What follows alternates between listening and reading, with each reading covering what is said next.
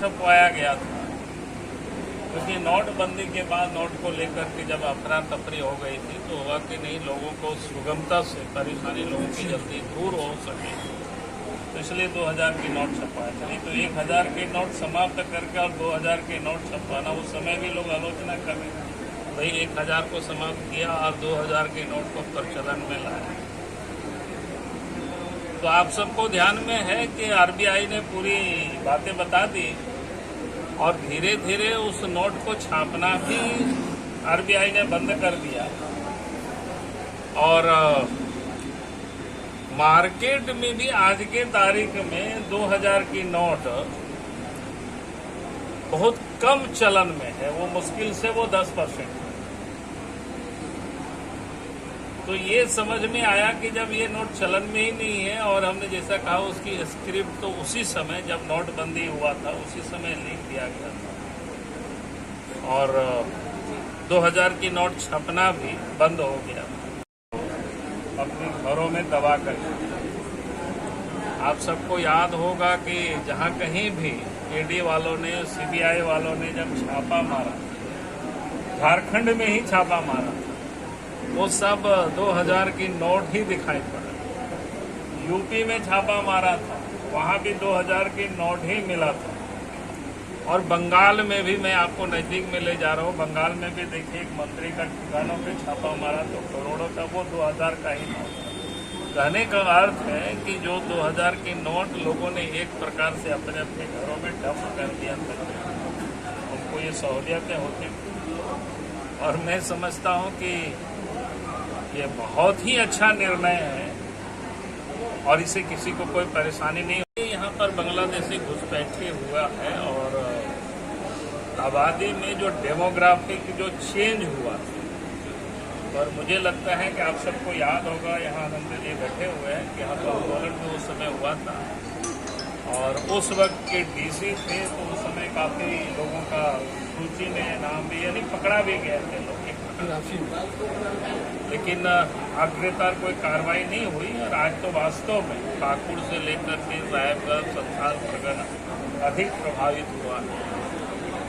तो इसलिए मैं तो ये मांग कर ही रहा हूँ कि भाई पूरे प्रदेश नहीं तो कम से कम संथाल परगना एक मिनी एनआरसी हो जानी चाहिए, ताकि ये तो पता चले कि कौन कब और कहाँ से लोग आए हैं, आकर के लोग बसे हैं, और तब अपने आप पता चल जाएगा कौन देसी है कौन विदेशी है। और फिर मतदाता सूची से उन सारे को हटा करके जहाँ से लोग आए वहाँ उन लोगों को वापस कर दिया जाएगा। तो कोर्ट में जिसने भी जो पीआई फाइल किया है वो अच्छा ही किया है और हम उसके हिमायती हैं। और हम तो ये चाहेंगे कि सरकार को इस पर संज्ञान लेना चाहिए और एनआरसी करानी चाहिए। अगर नहीं कराएगी तो इस बार आने वाले कल जब बीजेपी की सरकार बनेगी तो संथाल परगना में निश्चित रूप से मिनी एनआरसी होगी, क्योंकि जो डेमोग्राफी जिस प्रकार से चेंज हुआ है वो देश के लिए भी और संथाल परगना में खास करके यहाँ जो आदिवासी और पहाड़िया उन लोगों के ऊपर बड़ी एक संकट है। सबने जो संथाल परगने की बात की तो मैं जरूर कहूँगा, खास करके जो डेमोग्राफी बदला है उसमें भी इसका एक बहुत बड़ा योगदान है। पूरा साहेबगंज हो और या पाकुड़ जिला हो, मेरे पास कई दस्तावेज भी है, मैंने देखा सर्वे सेटलमेंट में उस समय किसी और का नाम है, बाद में वो लोग कहीं और चले गए तो उसको अनाबाद जमीन घोषित कर दिया गया। खतियान में दर्ज है अनाबाद, यानी घर मजूरा, गवर्नमेंट लैंड।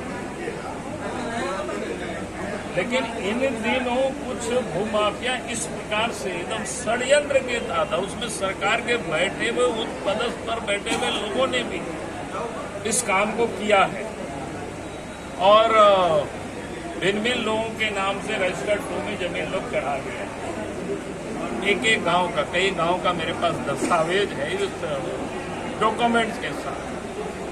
तो निश्चित रूप से किसी दिन मैं उन डॉक्यूमेंट्स के साथ आप सब लोगों के सामने मैं आऊंगा कि इस प्रकार से यहाँ पर लोग इलीगल बस रहे हैं, इलीगल जमीन के कागजात लोगों ने तैयार किया है तो इसलिए मैं आज अगर कह रहा हूँ कि मिनी एनआरसी होनी चाहिए ताकि ये पता चल जाएगी, सब लोग पकड़े जाएंगे कौन कहाँ से आए हैं, कैसे लोगों ने हत्याएं हैं।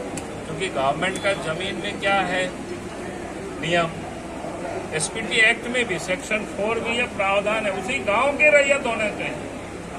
और उसमें भी पहले जो लैंडलेस होंगे उनके नाम से जमीन बंदोबस्त होगा, और दूसरा जो एसटी है एससी है उन लोगों के नाम से होगा। लेकिन यहाँ तो बड़े बड़े जमीन वाले ही जमींदार ही जमीन के अपने नाम से लोगों ने कर रखा है। इसी साहेबगंज और पाकुड़ जिला की मैं बात कर रहा हूँ। किसी भी मत पंथ को मानने के लिए, लेकिन हाँ लोभ और लालच दे करके या डरा और धमका करके अगर किसी का कोई धर्मांतरण होता है, अगर इस प्रकार की बातें सामने आती है तो फिर निश्चित रूप से उस पर कार्रवाई होगी। और पिछले रघुवर दास की सरकार ने तो स्पष्ट रूप से कानून बनाया है कि कोई भी अपना मतांतरण कर सकता है, लेकिन वो विथ डीसी के परमिशन। तो जहाँ भी इस प्रकार की शिकायतें आएगी विदाउट परमिशन के या लोभ और लालच से या डरा धमका करके किसी का मतांतरण होता है तो वो सर्वथा अनुचित है, गलत है, गैर कानूनी है, उस पर कार्रवाई होगी। ये लैंड जिहाद और लव जिहाद पर बीजेपी अपना मतांतरण कर सकता है, लेकिन वो विथ डीसी के परमिशन। तो जहाँ भी इस प्रकार की शिकायतें आएगी विदाउट परमिशन के या लोभ और लालच से या डरा धमका करके किसी का मतांतरण होता है तो वो सर्वथा अनुचित है, गलत है, गैर कानूनी है, तो उस पर कार्रवाई होगी। क्लियर है कि आप जिस प्रकार से, इसलिए आपने देखा होगा कि देश भर में चल रहा है कि भाई एक सिविल, क्या बोलते हैं उसको, कॉमन सिविल कोड पर। तो आप देखे होंगे कॉमन सिविल कोड से किन लोगों को परेशानी हो रही है। उन्हीं लोगों को परेशानी हो रही है जो जिस प्रकार से अवांछित तत्वों को जो लोग प्रोत्साहन देते हैं। जिस दिन कॉमन सिविल कोड लागू हो जाएगी कोई भी दूसरी शादी नहीं कर सकती है, नहीं कर सकेंगे। और यहाँ तो आप देखे होंगे कि भाई मैंने दूसरी तीसरी चौथी पत्नी बना करके लोगों ने उन लोगों को रखे हुए हैं खाली जमीन के लिए। तो ये बिल्कुल गलत है और इस पर सरकार को चर्चा देना। सर उन लोगों को संरक्षण दे रहे हैं।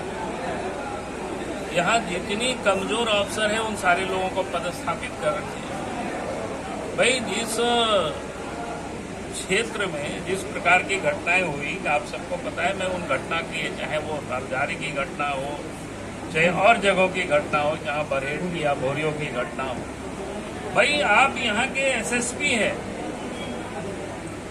कब से बैठे हुए हैं, उनके कालखंड में क्या क्या घटनाएं हुई किसी से छुपा हुआ नहीं है। तो इसलिए मैं तो कहता हूं कि पूरे घटना के पीछे जिम्मेवार कौन है? हेमंत सोरेन जिम्मेवार है।